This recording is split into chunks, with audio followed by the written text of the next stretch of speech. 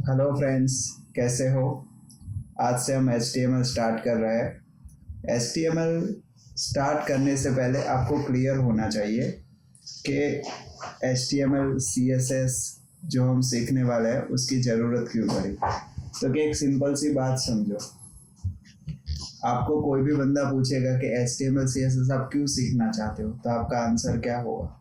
Web designing के लिए। उसका रीज़न ये है क्योंकि एक सिंपल सी बात समझो कि आज बहुत साल पहले जब प्रोग्रामिंग लैंग्वेज स्टार्ट हुआ, तब उस प्रोग्रामिंग लैंग्वेज के अंदर कंसोल बेस्ड एप्लीकेशन बनता था। सबसे पहले एप्लीकेशन ही कौन सा आया? कंसोल बेस्ड एप्लीकेशन, मतलब C++। सबसे पहला लैंग्वेज C है। मैं सब कुछ आपको क्लियर करवाऊंगा। सबसे पहला लैंग्वेज C का प्रॉब्लम ये कि वो कंसोल बेस्ड एप्लीकेशन देता था। प्लस पॉइंट, वो प्रोसीजर ओरिएंटेड था। उसका मतलब डेवलपमेंट की फिलहाल मैं बात ही नहीं करूंगा, बराबर। डेवलपमेंट का तो सॉल्यूशंस करने के लिए जावा आया, C++ आया। कोडिंग की मैं बात नहीं कर रहा, मैं सिर्फ और सिर्फ GUI की बात करूंगा, ग्राफिकल यूजर इंटरफेस। क्योंकि फिलहाल हम वेब डिजाइनिंग सीख रहे हैं, तो मुझे फिलहाल सिर्फ डिजाइनिंग की बात करनी चाहिए। तो समझो कि सबसे पहले जो कंसोल बेस्ड एप्लीकेशन बनता था उसका GUI कुछ ऐसा था, कमांड प्रॉम्प्ट में ओपन होता था, बराबर। अब समझो कि कमांड प्रॉम्प्ट के अंदर पूरा सॉफ्टवेयर आपके सामने बना हो और आपको एक्सेस करने को बोले और यूज करने को बोले, तो आपको पसंद नहीं आएगा, लुक एंड व्यू पसंद नहीं आएगा। प्लस पॉइंट, हेडेक जैसा लगेगा क्योंकि नॉट क्लिकेबल, बराबर। तो इस GUI का सॉल्यूशंस क्या? तो क्या डेस्कटॉप एप्लीकेशन। इसका सॉल्यूशंस करने के लिए क्या है? Desktop application.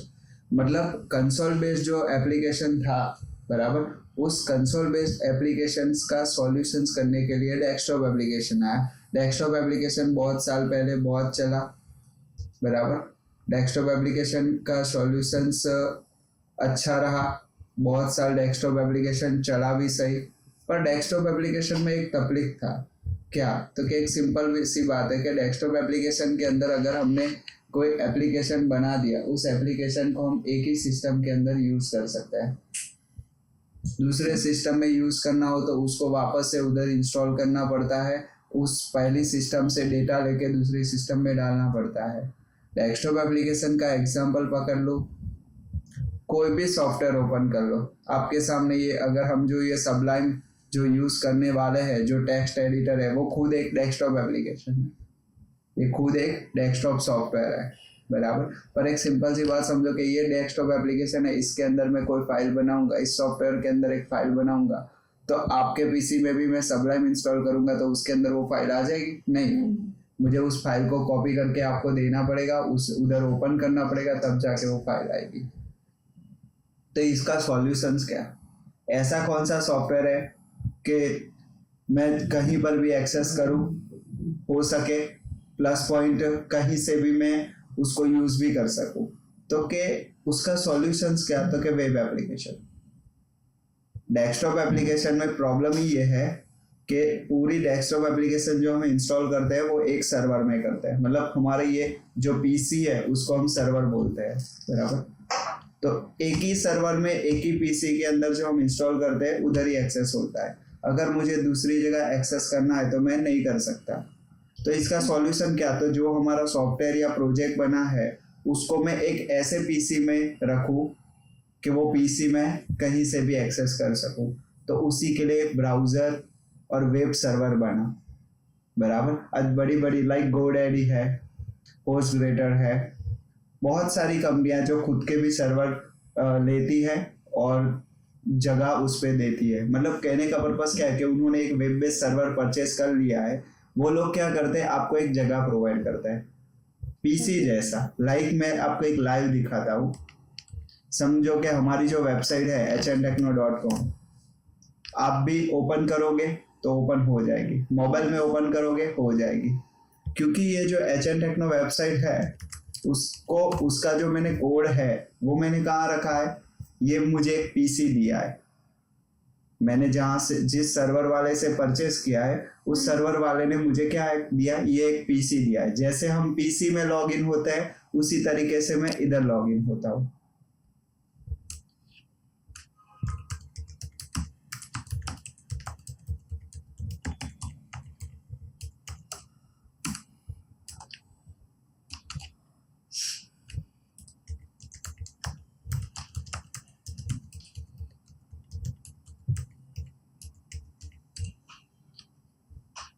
ये मेरा एक पीसी है, ठीक है। पीसी के अंदर देखो फाइल मैनेजर्स है, उधर मैं मेरी पूरी फाइल्स रखूंगा। तो देखो मेरी जो वेबसाइट है उस वेबसाइट का पूरा कोड मैंने इधर रखा है। जिस तरीके से फिलहाल हम लोकल पे सीखेंगे, जो भी वेब डिजाइनिंग है फिलहाल हम लोकल में सीखेंगे, उसके बाद उसी को सर्वर पे कैसे रखते हैं, लाइव कैसे करते हैं, वो हम लास्ट लेक्चर में देखने वाले ही है, ठीक है। ये देखो इधर मैंने सारी कोड रखा, तो उस हिसाब से वो इधर ओपन हो रही है, ठीक है। तो ये जो भी पीसी था, वेब बेस्ड सर्वर था, जो हम कहीं से भी एक्सेस कर सकते हैं। इसी के लिए वेब बेस्ड एप्लीकेशन का जरूरत पड़ा। पर वेब बेस्ड एप्लीकेशन के अंदर डिजाइनिंग किस लैंग्वेज में बनता है, तो क्या HTML CSS। इसकी वजह से हम HTML CSS सीखने वाले हैं, ठीक है। तो अब हम HTML CSS स्टार्ट करते हैं। तो HTML CSS स्टार्ट करने के पहले हमको पता होना चाहिए कि CSS का क्या कंसेप्ट है और HTML का क्या कंसेप्ट है। तो इतना क्लियर कर लो कि HTML और CSS दोनों अलग अलग लैंग्वेज है, दोनों के फाइल का एक्सटेंशन भी अलग अलग है। HTML के फाइल का एक्सटेंशन होगा .html और CSS के फाइल का एक्सटेंशन होगा .css। अब HTML जो फाइल हम बनाने वाले हैं, उस HTML फाइल के अंदर जो HTML कोड लिखेंगे, बराबर, वो हमें ब्राउजर में दिखेगा, पर अगर उसको हमें कुछ भी इफेक्ट देना होगा तो वो इफेक्ट हम CSS के थ्रू दे सकते हैं। रेडी। अब हम एक HTML फाइल बनाते हैं। पहले मैं नोटपैड ही ओपन करूंगा, क्योंकि एक टेक्स्ट एडिटर सबसे पहले नोटपैड में मैं सेव कर रहा हूँ। मैं एक डेस्कटॉप पे फोल्डर बना देता हूँ।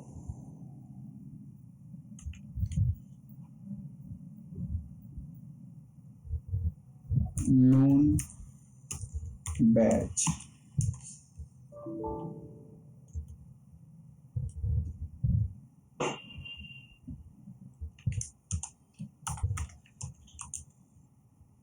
फाइल का एक्सटेंशन क्या रखूंगा, .html। htm भी रखूं तो भी चलेगा, .htm भी चलता है, .html भी चलता है।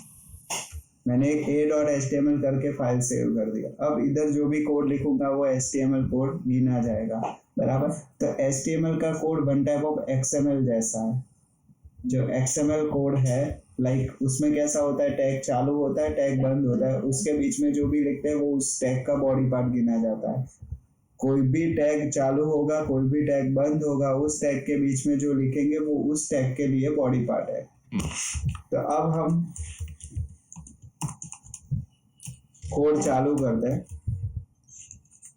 HTML चालू किया, HTML बंद किया, इसके बीच में जो भी लिखूंगा वो HTML टैग के लिए बॉडी पार्ट होगा।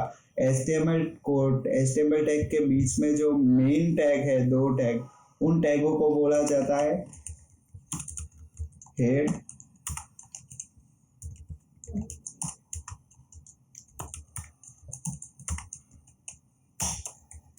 और बॉडी, ठीक है। अब हेड के बीच में जो लिखूंगा वो हेड पार्ट का, हेड टैग का बॉडी पार्ट, बॉडी टैग के बीच में जो लिखूंगा वो बॉडी टैग का बॉडी पार्ट। इतना क्लियर हुआ। और दूसरी चीज, अब जो नोटपैड में, नोटपैड भी एक टेक्स्ट एडिटर है, पर उसी तरीके से एक, हम समझो कि मैंने ये फाइल को सेव किया, अब मुझे इसको रन करना होगा तो मुझे क्या करना पड़ेगा, फोल्डर ओपन करना पड़ेगा, फोल्डर के अंदर जाना पड़ेगा, उसके बाद उस फाइल को जिस ब्राउजर में हमें रन करना है, Chrome, Mozilla, Microsoft Edge, internet explorer, safari, जो भी, ओपेरा, आपको जिस ब्राउजर में ओपन करना हो उस ब्राउजर में आप ओपन कर सकते हो, ठीक है। तो उसके लिए हम कौन सा ब्राउजर फिलहाल यूज कर रहे हैं, क्रोम। तो मैंने क्रोम में जाकर इस फाइल को रन कर दिया। अब एक सिंपल सी बात समझो कि क्रोम में इस फाइल को मैंने रन तो किया, पर मुझे इसको रन करने के लिए पर्टिकुलर उस फोल्डर में जाना पड़ा। अब मुझे फोल्डर में ना जाना हो तो उसके लिए एक टेक्स्ट एडिटर है, क्या, सबलाइन। सबलाइन एक टेक्स्ट एडिटर है। आपको कैसे डाउनलोड करना है और कैसे यूज करना है, एक सिंपल सा एग्जांपल बता देता हूँ।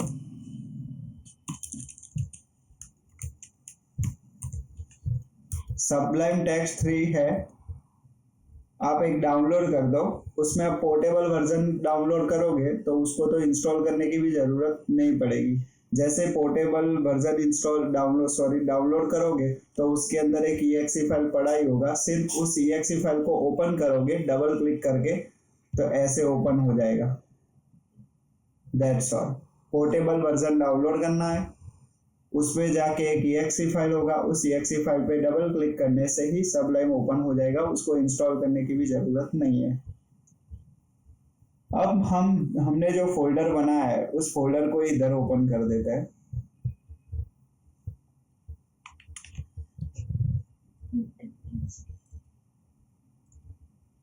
अब उसके अंदर जो a.html फाइल बनाया है उसको इधर ओपन कर दिया।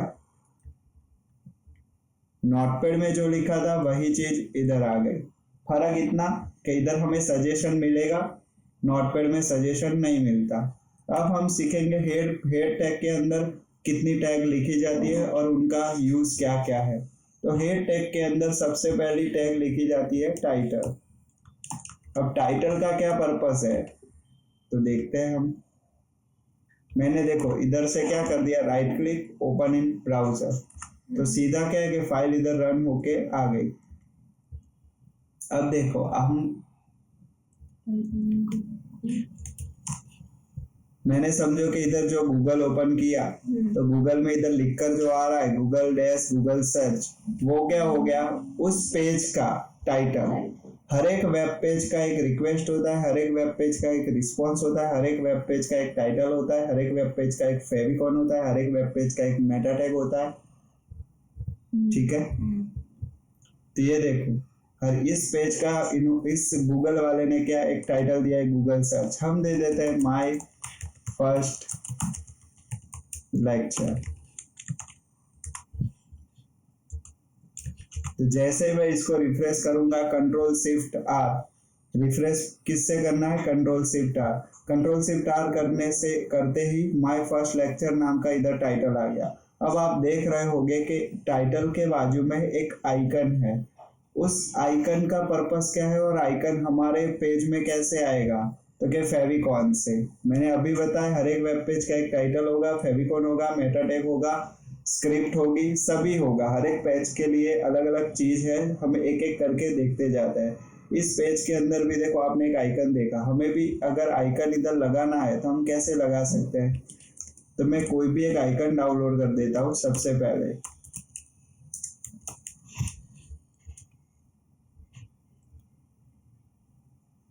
मैं कोई भी इमेज डाउनलोड कर देता हूँ।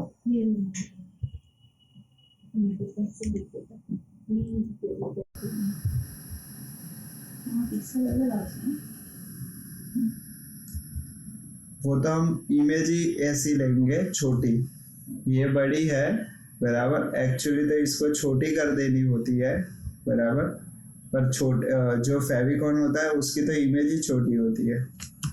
ऐसा होता हम फेविकॉन, तो ये बड़े में प्रिंट होगा तो हम इसमें फेविकॉन देखो ये गूगल है तो गूगल के मैं Ctrl+U करता हूँ तो इसमें कोड दिखेगा, इधर जाके हम इसका फेविकॉन ले लेते हैं।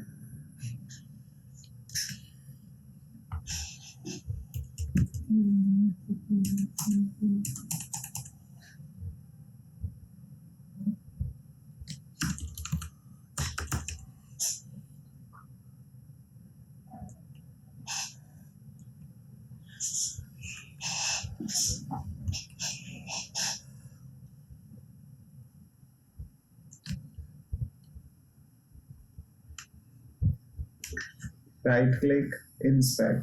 देखो अगर आपको किसी भी वेबसाइट का या किसी भी वेब पेज का कोड देखना है तो आप राइट क्लिक करके इंस्पेक्ट कर सकते हो, जिससे आपको पूरे वेब पेज का इधर कोड दिखेगा। हेड में जाके आप इधर से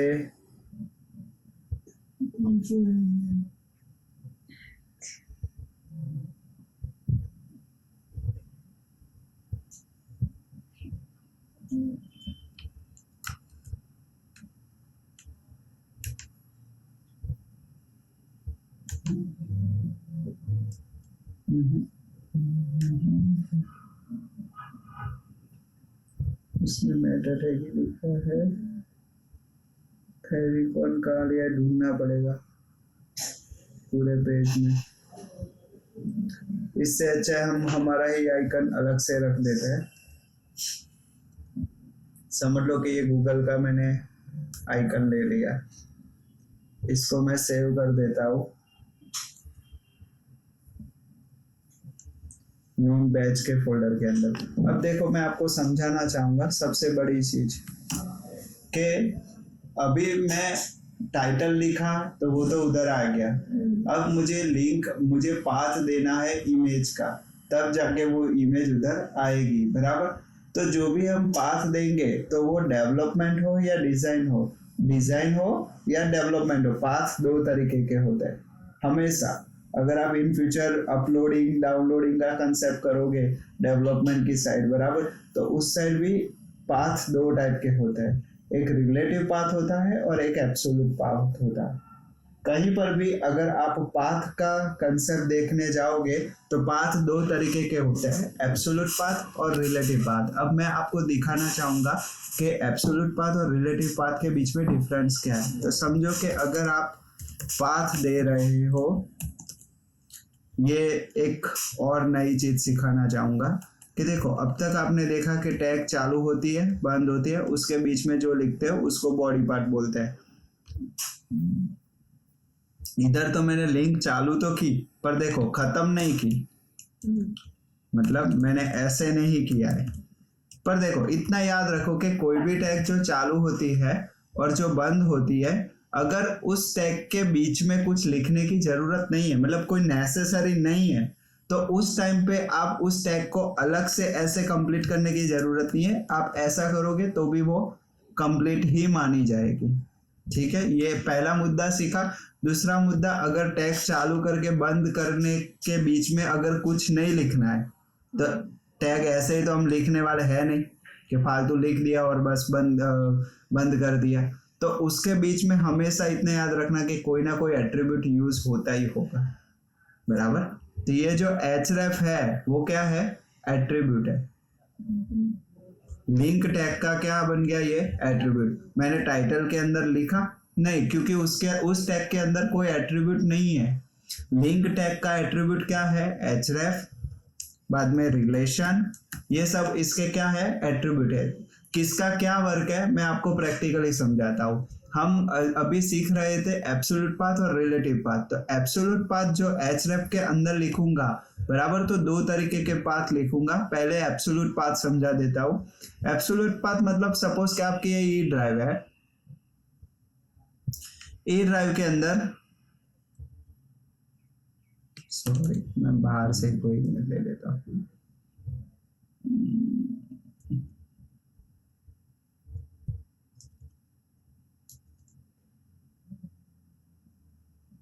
समझ लो कि मैं ये एज ए फेविकॉन यूज करना चाहता हूँ। तो हम क्या करेंगे, इस पाथ को कॉपी करेंगे, इधर पेस्ट करेंगे, बैकवर्ड स्लैश इस इमेज का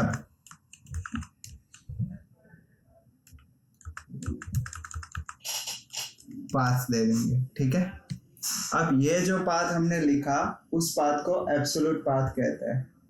अब एब्सोल्यूट पाथ हम यूज नहीं करेंगे इन फ्यूचर। क्यों? क्योंकि एक सिंपल सी बात समझो कि मैंने अभी बताया कि वेब एप्लीकेशन हम एक पीसी के लिए तो बनाने वाले नहीं है, मल्टीपल पीसी के लिए बनाने वाले। आप समझ लो कि ये मैंने वेबसाइट, ये नून बैच नाम का जो फोल्डर बनाया, मतलब वो हमारी वेबसाइट है। उस वेबसाइट को मैं सर्वर पे रखता हूँ, गूगल सर्वर पे रखने के बाद किसी भी दूसरे पीसी में ओपन करूंगा तो उस पीसी के अंदर ई ड्राइव, वापी, एसेट्स ऐसा फोल्डर होगा, जरूरी है नहीं है। इसलिए हम एब्सोल्यूट पाथ कभी प्रीफर नहीं करेंगे, always prefer relative path. Relative path के लिए हम क्या करेंगे, जो भी हमारा ये इमेज है उस इमेज को, हमारा जो नून बैच नाम का फोल्डर है उसी के अंदर एक इमेज नाम का फोल्डर बनाएंगे और उस इमेज नाम के फोल्डर के अंदर ही ABC करके उस इमेज को सेव कर देंगे। ठीक है,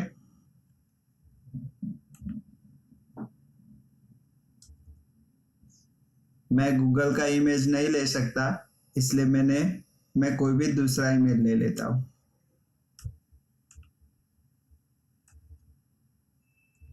मैंने इमेज फोल्डर के अंदर ये रख दिया, इसको डिलीट कर देता हूँ, क्योंकि कोई भी वेबसाइट में से हम ऐसे ही कोई भी इमेज नहीं उठा सकते, क्योंकि कॉपीराइट हम पे लग सकता है, बराबर। इसलिए कोई भी इमेज उठाओ, कोई भी कंटेंट उठाओ, तो या तो आप खुद क्रिएट करो इमेज, बराबर, खुद कंटेंट क्रिएट करो।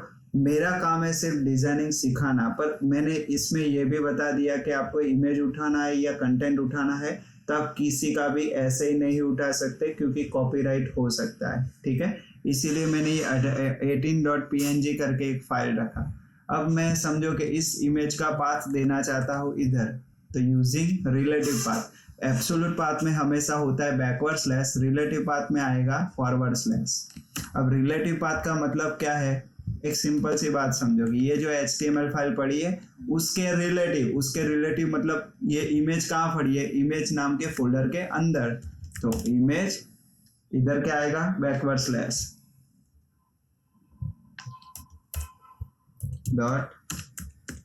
.png, ठीक है। अब समझो कि इस फाइल को मैंने सेव किया, इसको रन करता हूँ, फिर भी इमेज इधर आई नहीं। क्यों? क्योंकि एक सिंपल सी बात समझो कि ये जो भी इमेज है उसका साइज है इतना बड़ा। उसको कैसे पता चलेगा कि मुझे इतना छोटा एज ए आइकन उधर लाना है? तो उसके लिए हमें रिलेशन देना होगा कि भाई तू इमेज नहीं है, तू एक आइकन है।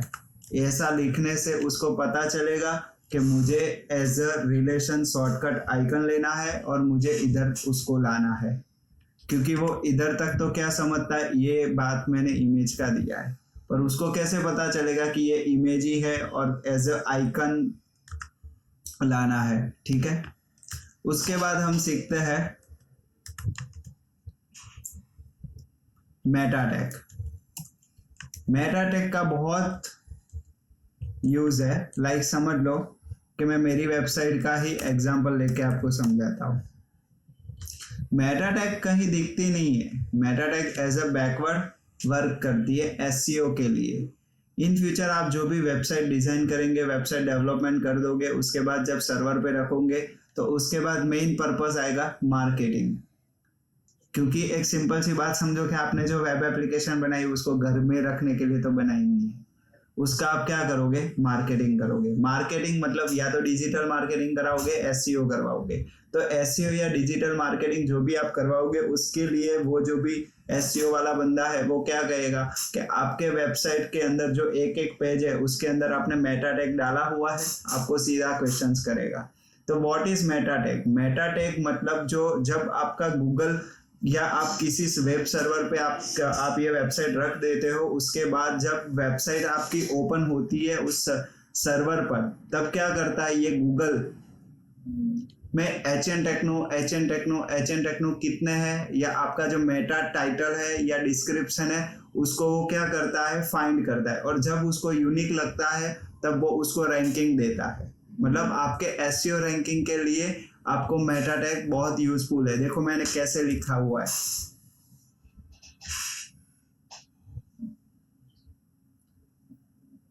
मेटा उसका नेम डाला, उसके अंदर मैंने कंटेंट डाला कि भाई HN techno is high standing whatever. आप जो आपकी मतलब जो आप किस पर्पज से वेबसाइट बना रहे हो उस पर्पज से आप वेबसाइट के लिए उस क्लाइंट से कुछ यूनिक कंटेंट राइटर से आप कुछ यूनिक लिखवा सकते हो, और जो भी यूनिक लिखवाओगे वो आप एज अ डिस्क्रिप्शन के अंदर डाल सकते हो, ठीक है।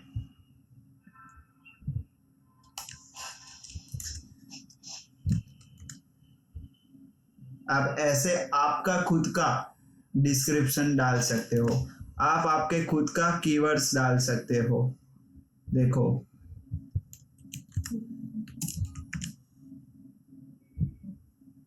समझ रहे हो, इज इट क्लियर? फिलहाल मैं सिर्फ इतना ही रख रहा हूं। उसके बाद आप ऑथर डालोगे, ऑथर के अंदर आप ये कर दो, आपकी जो कंपनी का नाम है वो डाल दो। ये जो मेटा टैग है वो किस पर्पस के लिए है, रॉबर्ट्स क्या किस पर्पस के लिए, इंडेक्स फॉलो जो ये लिखा हुआ है वो सभी चीज एसईओ के लिए है, पर फिलहाल मैं एसईओ सिखाने नहीं बैठा, मैं पर्टिकुलर वेब डिजाइनिंग सिखाने बैठा हूँ। ठीक है, अगर आपको जरूरत पड़ती है इन फ्यूचर और हेल्प की जरूरत पड़ती है तो आप क्वेश्चंस कर सकते हो, मैं आंसर इसके लिए दे सकता हूँ। मुझे थोड़ा बहुत जो एसईओ के रिगार्डिंग जो नॉलेज है वो मैं आपके साथ शेयर कर सकता हूँ। मेटा का क्लियर हुआ आपको? ओके, उसके बाद आता है CSS। अब हम CSS पे नेक्स्ट स्टेप लगाते हैं। तो एक सिंपल सी बात समझो कि जो बॉडी टैग के अंदर हम बॉडी टैग के अंदर कोई भी एक HTML टैग लिखते हैं और उस HTML टैग के साथ साथ CSS की जरूरत समझते हैं कि वाई वी नीड CSS। ठीक है, तो समझो कि मैं बॉडी टैग के अंदर एक पैराग्राफ लिख देता हूँ, P टैग ले लिया, IMG टैग ले सकता हूँ, div टैग ले सकता हूँ, H1 tag, H3, H4, H5, कोई भी टैग ले सकता हूँ। मुझे सिर्फ आपको क्या सिखाना है कि CSS के कितने टाइप है और कौन सी CSS का टाइप कब यूज आपको करना चाहिए। ठीक है, तो मैं CSS का पहला टाइप ले लेता हूँ, मैं कोई भी पैराग्राफ लिख लेता हूँ या तो कुछ अच्छा ही लिखता हूँ।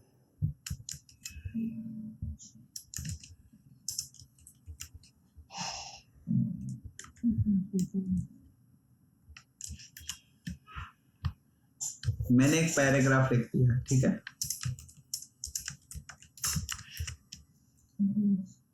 समझो कि ये मैं एक वेबसाइट बना रहा हूं, उस वेबसाइट के अंदर इधर भी पैराग्राफ है, इधर भी पैराग्राफ है, इधर भी पैराग्राफ है, ये भी पैराग्राफ है, ये भी पैराग्राफ है, ये भी पैराग्राफ है। ठीक है, तो समझ लो कि मैंने उस हिसाब से इधर एक पैराग्राफ रखा।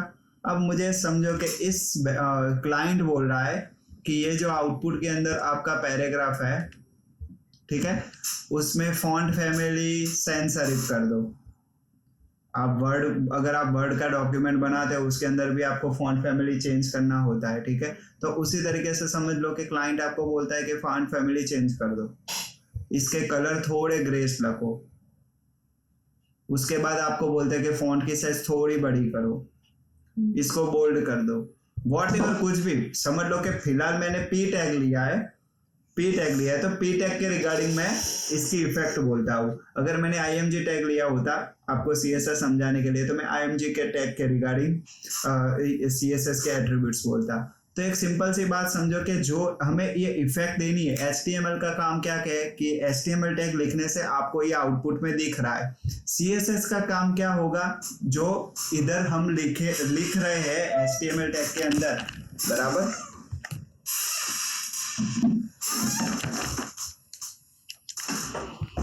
सॉरी, HTML टैग का काम ये है कि जो हमने लिखा वो हमें दिखेगा, और CSS का काम ये होगा कि हम उसको इफेक्ट दे सकते हैं। ठीक है, तो अब हम इधर समझना चाहेंगे कि CSS कैसे लिखी जाती है, प्लस पॉइंट CSS के कितने टाइप्स है। तो कि CSS के 3 टाइप्स है, इनलाइन CSS, इंटरनल CSS और एक्सटर्नल CSS। कौन सी CSS कब यूज होती है और क्यों जरूरत पड़ी, इनलाइन से इंटरनल की जरूरत क्यों पड़ी, इंटरनल से एक्सटर्नल की जरूरत क्यों पड़ी, वो हम इधर प्रैक्टिकली देखते हैं। इनलाइन CSS, इनलाइन मतलब HTML टैग के अंदर ही हम CSS लिखेंगे। लाइक एग्जांपल, CSS ऑलवेज किस टैग में दी जाती है, स्टाइल टैग में। अगर मैं HTML फाइल के अंदर हूँ, HTML फाइल के अंदर हूँ और अगर मुझे CSS देनी है तो मैं CSS किस टैग से दूंगा, स्टाइल टैग से। फॉन्ट साइज समझो कि मैंने 15 पिक्सल लिखा, सेव करके मैं इसको रन करता हूँ, छोटे हो गए।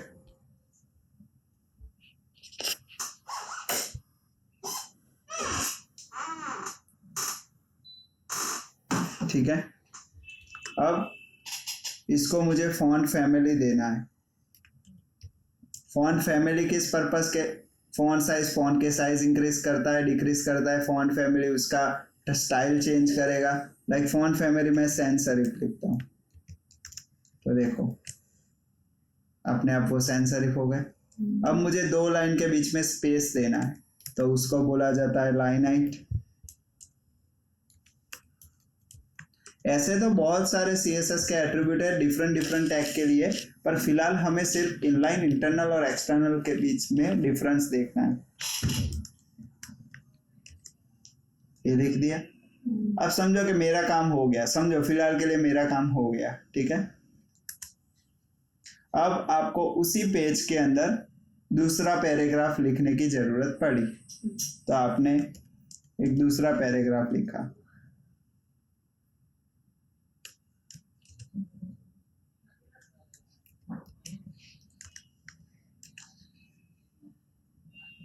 तब पेज के अंदर जो पैराग्राफ होगा वो तो सभी पैराग्राफ सेम CSS के ही होंगे, मतलब उसके font size, colour, font family, line height या कुछ भी हो वो सब कुछ सेम ही होगा, तभी अच्छा लगेगा। तो आप क्या करोगे, अभी आपको सिर्फ इनलाइन CSS का नॉलेज है। एज पर इनलाइन CSS मतलब वो लाइन के अंदर लिखा जाता है, मतलब टैग के अंदर लिखा जाता है। एज पर टैग के अंदर आप अगर लिखोगे तो आपको क्या करने पड़ेगा कि यही चीज कॉपी करके इस टैग के अंदर भी पेस्ट करना पड़ेगा। अब समझ लो कि आपने ऐसे 2 से 3 पैराग्राफ कॉपी करके पेस्ट किए, अंदर के कंटेंट चेंज कर दिए, ठीक है, और पूरा पेज डिजाइन हो गया। एक पेज के अंदर समझ लो कि आपने 100 पैराग्राफ यूज किए। 100 पैराग्राफ के अंदर आपने इसी तरीके से स्टाइल स्टाइल स्टाइल कॉपी करके पेस्ट भी कर दिया। अब आपको क्लाइंट बोलता है कि बंदा ये भाई 15 पिक्सल जो फॉन्ट का साइज है बहुत छोटा है, इसको थोड़ा बड़ा करो, 15 पिक्सल का 16 पिक्सल 17 पिक्सल करो, या तो ये बहुत बड़ा इसको थोड़ा छोटा करो 13 या 14 पिक्सल करो। तो समझो कि आपको किस किस जगह चेंज करना पड़ेगा। एक पैराग्राफ में, दूसरे पैराग्राफ में, तीसरे पैराग्राफ में। अगर आपने 100 पैराग्राफ लिया होगा तो 100 पैराग्राफ के अंदर आपको चेंज करना पड़ेगा, मैन्युअली चेंज करने जाना पड़ेगा। Is it clear? तो इसका सॉल्यूशन क्या कि अगर मुझे एक एक पैराग्राफ में चेंज करने ना जाना पड़े और मैं कहीं एक जगह ही चेंज कर दूं। लाइक डेवलपमेंट की मैं बात करूं तो C के अंदर समझ लो कि हम हेलो हेलो हेलो बार बार ना लिखे, उसकी जगह हम ऐसा करते हैं, एक स्ट्रिंग वेरिएबल ले लेते हैं, उसके अंदर हेलो लिख देते हैं और उस वेरिएबल को हम हर जगह प्रिंट करते हैं, ताकि हेलो की जगह हेलो पापा करना हो तो हम अगर वेरिएबल की वैल्यू चेंज कर देंगे हेलो पापा, तो वो हर जगह ऑटोमेटिकली हेलो पापा हो जाएगा। तो इसी तरीके से इधर भी तो कुछ सॉल्यूशन होगा, ठीक है। मुझे मैन्युअली सब जगह चेंज करने जाना पड़ा, अगर एक जगह भी रह जाता है तो मुझे क्या करना पड़ेगा, वापस से उधर जाना पड़ेगा और मैन्युअली चेंज करना पड़ेगा। तो इसका सॉल्यूशन क्या, तो इसका सॉल्यूशन करने के लिए आया इंटरनल CSS। इंटरनल CSS मतलब पेज के अंदर CSS लिखते हैं और पूरे पेज के अंदर हम कहीं पर भी उस चीज को अप्लाई कर सकते हैं। लाइक वेरिएबल, मैंने अभी बताया कि कोई एक वेरिएबल ले लेता हूँ, किसी एक पेज के अंदर एक वेरिएबल ले लेता हूँ, उस वेरिएबल को कहीं पर भी यूज करना है तो मैं यूज करूंगा तो सीधा उसकी वैल्यू वहां से ले लेगा। उसी तरीके से CSS हम लिखते किस टैग में है, स्टाइल टैग में। जो ये CSS लिखी उस CSS को इनलाइन CSS बोला जाता है। अब मैं इधर ऐसे स्टाइल टैग में CSS नहीं लिखूंगा, वो मैंने निकाल दी, इधर से भी निकाल दी, इधर से भी निकाल दी। अब मैं स्टाइल टैग के अंदर जो CSS हर एक पैराग्राफ के अंदर लिखी थी स्टाइल टैग के अंदर, बराबर, पर जो स्टाइल टैग के अंदर लिखी थी वो डायरेक्टली वैल्यू थी। मतलब कहने का पर्पस, मतलब समझ लो कि मैं इको मतलब या PHP की बात करूं या C की बात करूं, printf विज है तो मतलब वो printf के अंदर में डायरेक्टली वैल्यू लिख रहा था, ठीक है। अब मुझे उस वैल्यू को ऊपर किसी वेरिएबल में स्टोर करना होगा और उस वेरिएबल को यूज करना होगा। Like string s is equal to hello, तो s क्या बन गया मेरा वेरिएबल और स्ट्रिंग हो गया उसका डेटा टाइप, ठीक है। तो उस हिसाब से मैं उस वेरिएबल को कहीं पर भी यूज करूंगा तो वो वैल्यू वहां से लेकर आएगा। तो फिलहाल मैंने इधर स्टाइल टैग में लिखा क्या, ये तो मेरी वैल्यू हुई, मुझे इसको किसी वेरिएबल में स्टोर करना होगा ताकि मैं उस वेरिएबल को इधर एक्सेस कर सकूं। तो CSS की भाषा में उसे वेरिएबल नहीं बोला जाता, उसे क्लास बोला जाता है। हमें क्या करना होता है, एक क्लास बनाना होता है। क्लास किससे बनता है, डॉट से बनता है। डॉट और क्लास का नाम आपको जो लिखना हो, लाइक समझ लो कि मैंने एक ABC लिखा,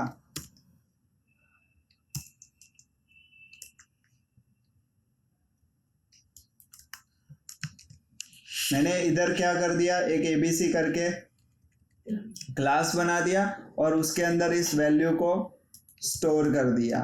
स्टाइल टैग हमने क्यों लिखी, तो कि एक सिंपल सी बात समझो कि ये मेरी HTML फाइल है, अगर मैं ये ना लिखता तो वो एज ए इसको क्या समझता, टेक्स्ट इधर प्रिंट होके आता। अगर मैं स्टाइल टैग लिख रहा हूं तब जाके उसको समझ आएगा कि ये CSS का कोड है, ये कोई मामूली जैसे विजय प्रजापति हम लिखते हैं वैसा कोई टेक्स्ट नहीं है, ये एज एक CSS कोड है। ये मेरा ABC क्लास बन गया, मतलब एक वेरिएबल बन गया। अब मुझे इस वेरिएबल को जहां पर भी यूज करना है तो ऐसे यूज कर सकता हूं मैं, क्लास इक्वल टू ABC, तो वो क्या हो जाएगा, वेरिएबल एक्सेस हो जाएगा।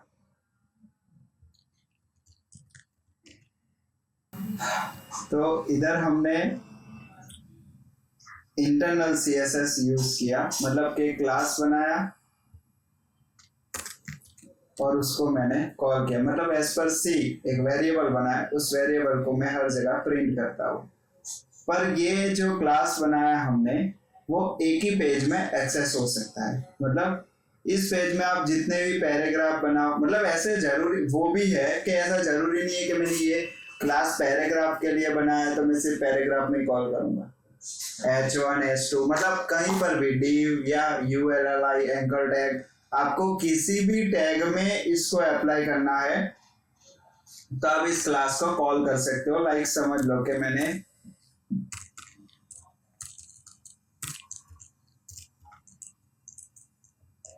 H2 टैग ली, हेलो HN, अगर मैं इधर भी उस क्लास को कॉल करूंगा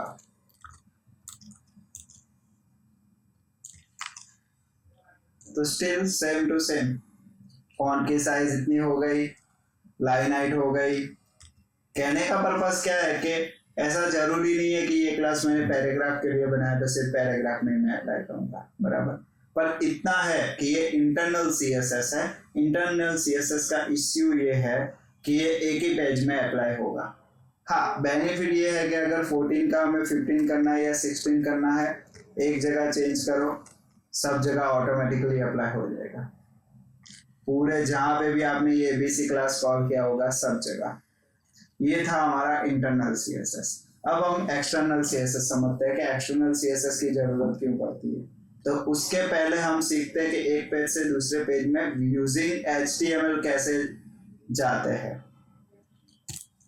तो उसके लिए HTML में एंकर टैग का यूज होता है। किस टैग का, एंकर टैग का।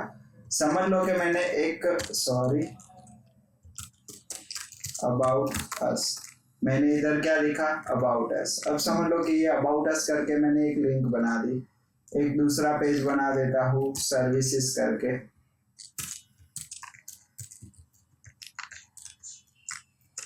सर्विसेज करके मैंने एक लिंक बना दी, एक अबाउट अस लिंक है, एक सर्विसेज लिंक है, एक होम लिंक है।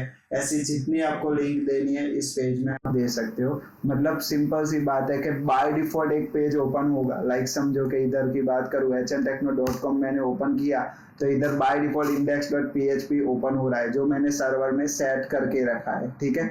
अब मुझे इधर से कोई दूसरे पेज पे जाना है तो मैं क्या करूंगा, लिंक रखूंगा। लाइक मैं अबाउट अस पे क्लिक करूंगा तो वो क्या URL फायर कर रहा है, ये URL, और उस पे जाकर वो क्या करता है, अबाउट वाला पेज ओपन करता है। तो उसी तरीके से अगर मुझे अबाउट अस वाली लिंक पर से किसी दूसरे पेज पर जाना है तो मैं क्या करूंगा, about.html। तो अब about.html नाम का पेज बना भी तो होना चाहिए आपके पास, अदरवाइज तो क्या करेगा 404 पेज नॉट फाउंड का एरर देगा। अब मैं उसी फोल्डर के अंदर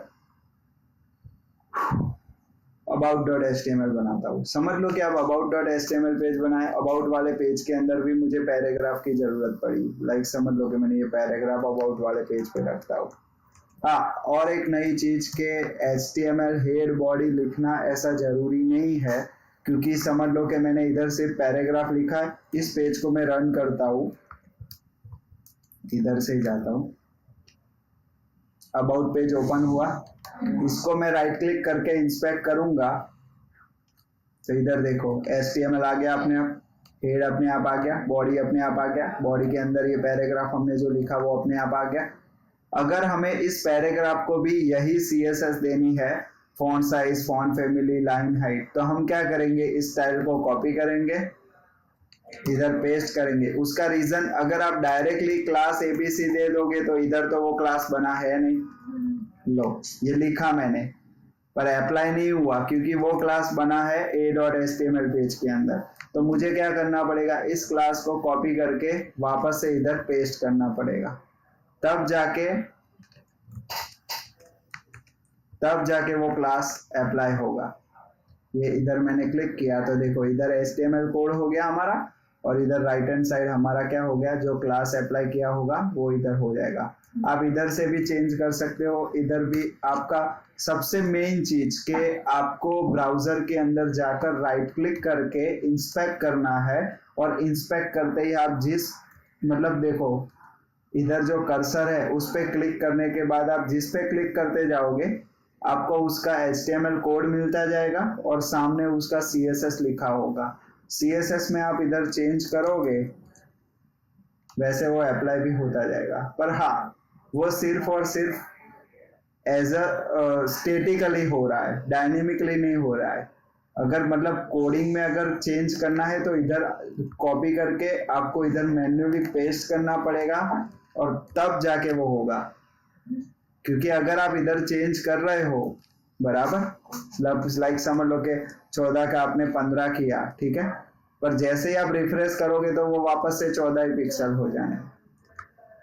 ओके, अब समझ लो कि इधर भी आपके पेज के इस पेज के अंदर आपके बहुत सारे पैराग्राफ है, पैराग्राफ कॉपी करके पेस्ट कर दिए, पैराग्राफ बना दिए, पेज डिजाइन हो गया।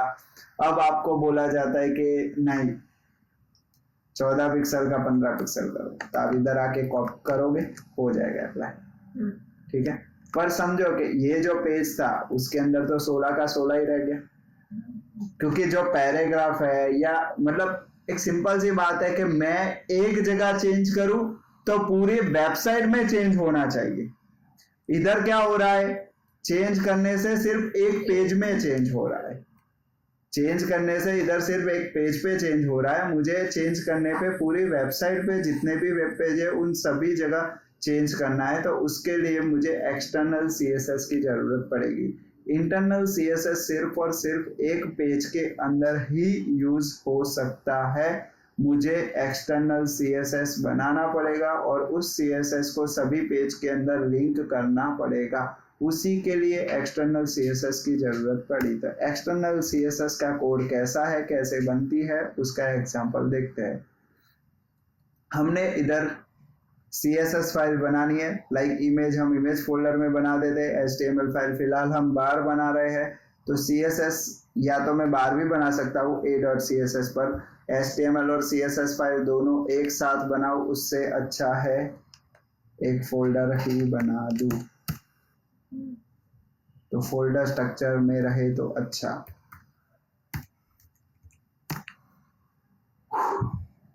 फाइल का एक्सटेंशन क्या रहेगा, .css, क्योंकि हम CSS पढ़ रहे हैं, ठीक है।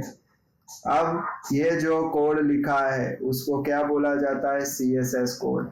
दूसरी चीज HTML फाइल के अंदर स्टाइल टैग लिखना पड़ता है CSS कोड लिखने के लिए, क्योंकि HTML फाइल के अंदर अगर मैं स्टाइल टैग नहीं लिखता तो वो एज अ टेक्स्ट गिनेगा, पर CSS फाइल के अंदर स्टाइल टैग लिखने की जरूरत नहीं है क्योंकि वो खुद ही CSS फाइल है। मतलब कि HTML फाइल के अंदर मुझे HTML कोड लिखने के लिए मुझे ऐसा लिखना पड़ता है कि भाई मैं P टैग ये HTML कोड है, ऐसा कोई मेंशन करना पड़ता है? नहीं करना पड़ता, क्योंकि फाइल ही HTML है तो उसके अंदर जो भी मैं टैग लिखने वाला वो HTML ही टैग होगी। उसी तरीके से CSS के अंदर मैं जो कोड लिखने वाला वो एज अ CSS ही होगा। हाँ, उसके फॉर्मेट में होना जरूरी है, पर आप ऐसा ना करो कि बाद में ऐसा लिख दो, लो मैंने तो ये CSS कोड ही लिखा है, ये CSS कोड गिनना चाहिए, पर ऐसा नहीं होता। जो फॉर्मेट है वो तो है ही, लिखना ही पड़ेगा फॉर्मेट वाइज। अब समझ लो कि ये जो भी क्लास बना है वो क्लास बना है sty.css फाइल के अंदर। इधर से भी मैं इस क्लास को निकाल देता हूँ। अब ये क्लास बना है इस फाइल के अंदर, मुझे इस फाइल और इस फाइल दोनों फाइल के अंदर चाहिए सर्विस। अगर मैं तीसरी फाइल बना रहा हूँ तो तीसरी फाइल के अंदर भी चाहिए, चौथी फाइल बना रहा हूँ तो चौथी फाइल के अंदर भी चाहिए, सभी फाइल के अंदर मुझे चाहिए। तो मुझे क्या करना पड़ेगा? तो कुछ नहीं, उस फाइल को लिंक करवा देता हूँ।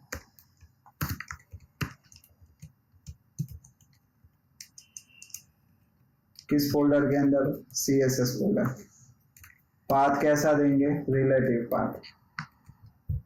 जो भी हमने पाथ दिया वो कैसा पाथ दिया? As a relative path. Relative मतलब कि इस HTML फाइल के बाजू में ही CSS का फोल्डर है, उसी के अंदर फाइल है style.css।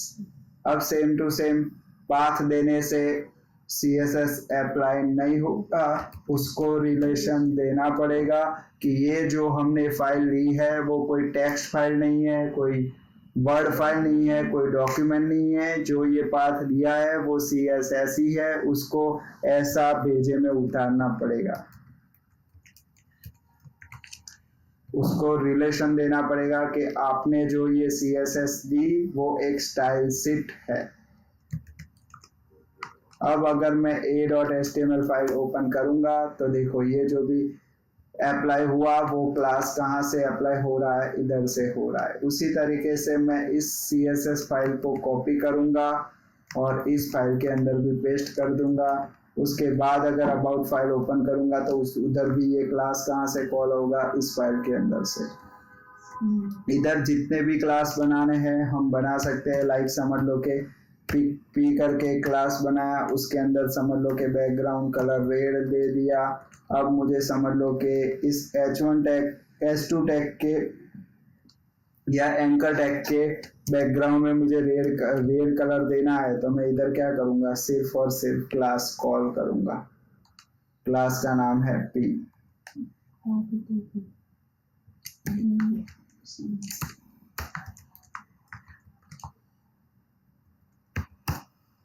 बैकग्राउंड कलर रेड हो जाएगा।